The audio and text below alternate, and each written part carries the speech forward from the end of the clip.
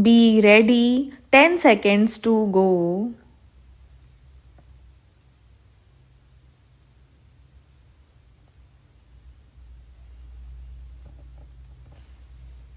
Start. Provision of efficient and world class infrastructure is critical for our growth aspirations. A key issue that bears repetition is the imposition of appropriate user charges necessary to provide adequate returns on investment. Some success has been achieved in areas such as telecom, roads, and ports where appropriate user charges exist. With the tariff rationalization and other bold measures introduced by my colleague, the Minister of Railways, we can expect the railways to serve well the key transportation needs of the country in the years to come. Other areas such as power, urban infrastructure, other transportation, and the like continue to experience great difficulty because of the lack of appropriate user charges. Restoration of financial viability in the power sector remains crucial. The average rate of return for all SEBs is about minus 40%, and their combined losses continue to increase. Hence, this is one of the foremost challenges not only in the power sector but also for the fiscal health of the state governments and the overall performance of the economy. In recognition of these severe problems, the Prime Minister held a meeting with state chief ministers on March 3, 2001.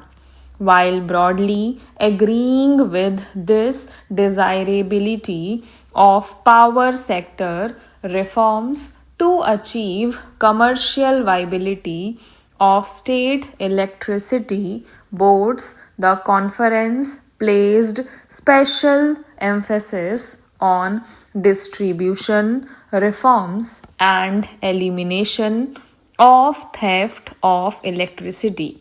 Subsequently, the high level empowered group of chief ministers and union ministers has agreed to a one time settlement scheme in regard to SEB overdues to the central public sector utilities through securitization and issue of tax free bonds by the respective state governments subject to the achievement of specified performance milestones and full payment of current dues in the future.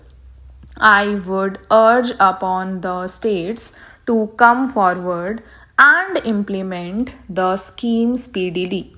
The Ministry of Power has already signed memoranda of understanding with 20 states and is expected to complete the exercise with the remaining states soon.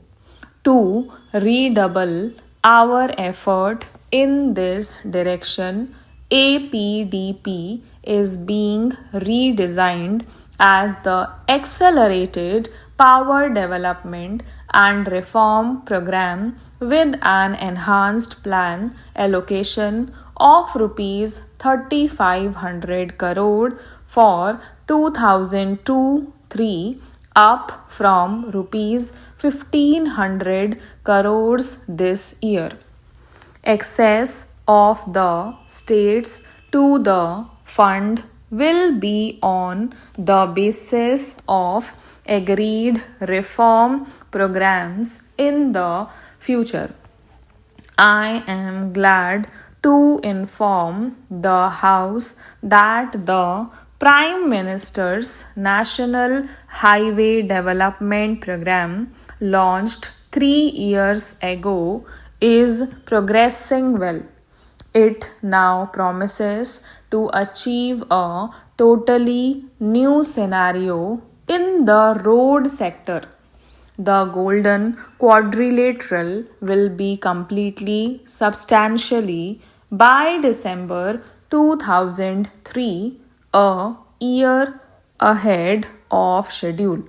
The north, south, and east west corridors have a length of 7,300 kilometers, of which 716 kilometers have already been four-laned. With the assistance of multilateral funding, other borrowings by the National Highway Authority of India, with government guarantee and other innovative financing schemes, the funding for this phase will be fully tied up in 2002-3.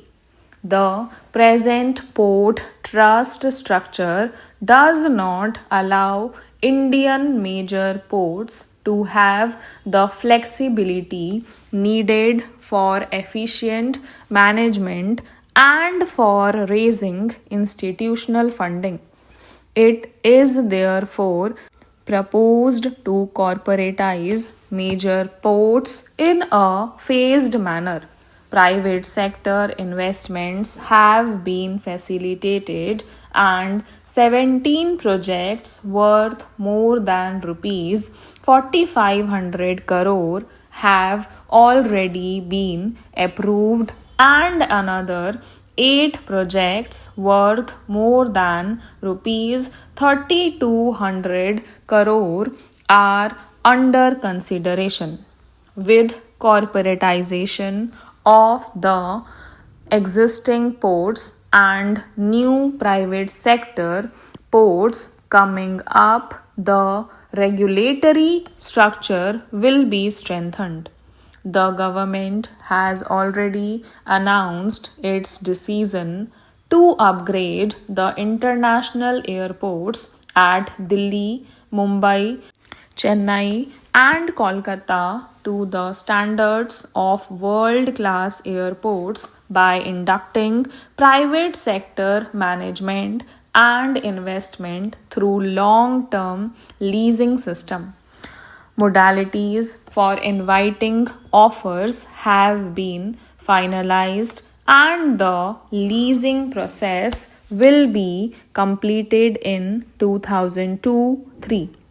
Private sector participation in greenfield airports will be encouraged through a package of concessions, availability of land, and related infrastructure from the state governments, exemption from levy of inland air travel tax and foreign travel tax on departing passengers for projects located in states that charge sales tax on aviation fuel at central sales tax rate, charging of advance development fee by way of additional passenger service fee at the existing airports for help in financing of the